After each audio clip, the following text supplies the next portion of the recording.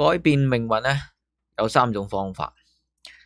第一種就係你一出世就含住金鎖匙，係嘛？唔憂穿，唔憂着，唔憂愁，乜叉都唔憂，大金大銀就係人上人。有啲人呢，自己或者屋企人呢，就係嫁俾或者娶咗一個有錢有權有勢嘅人，係嘛？跟住雞犬升天，挨住大樹好乘涼，呢個係第二種，係嘛？一你就係含住金鎖匙出世，二你就係嫁俾有錢有權人啊，或者你娶咗個係嘛有權有勢嘅人。OK， 第三種就係你前面呢2種都唔係，你就要靠自己呢，就首先係放棄幻想，就真係實拳實牙實牙實齒嘅咩，保持戰鬥。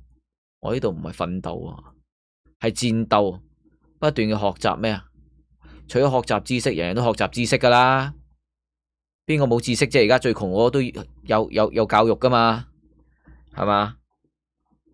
就係不斷學習權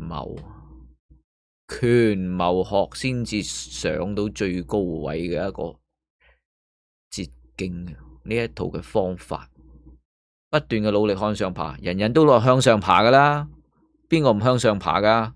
正路啦吓，除咗你話嗰啲要躺平啊嗰啲又另計。但係如果你翻工嘅打工仔嘅，邊個唔係日日辛苦，個個話忙向上爬噶？但係一定要一樣唔係人人都識嘅嘢，就係權謀。權謀呢樣嘢咧，就係研究人性嘅陰暗面。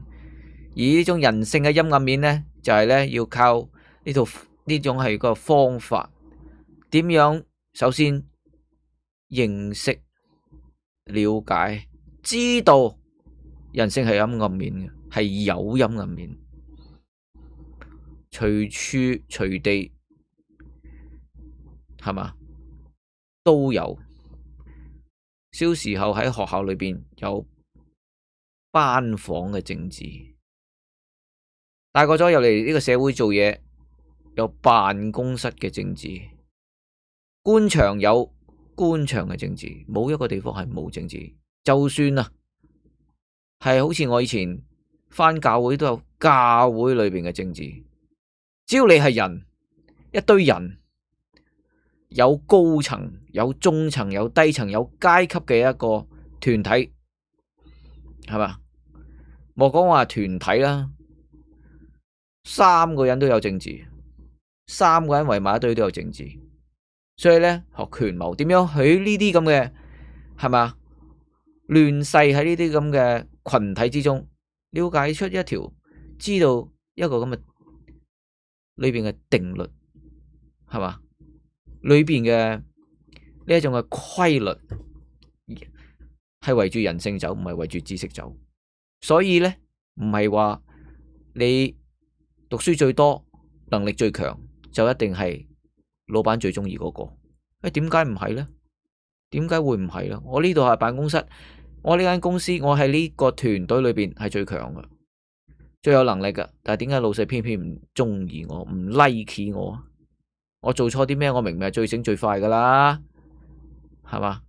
點解會吓？點解會都俾人督背脊老細信人唔信我咧？權謀啊，係嘛？所以咧，大部分人我相信都係第3種啦，包括我自己。所以就係要認識權謀，權謀學就係我呢個強人社會學嘅呢個頻道。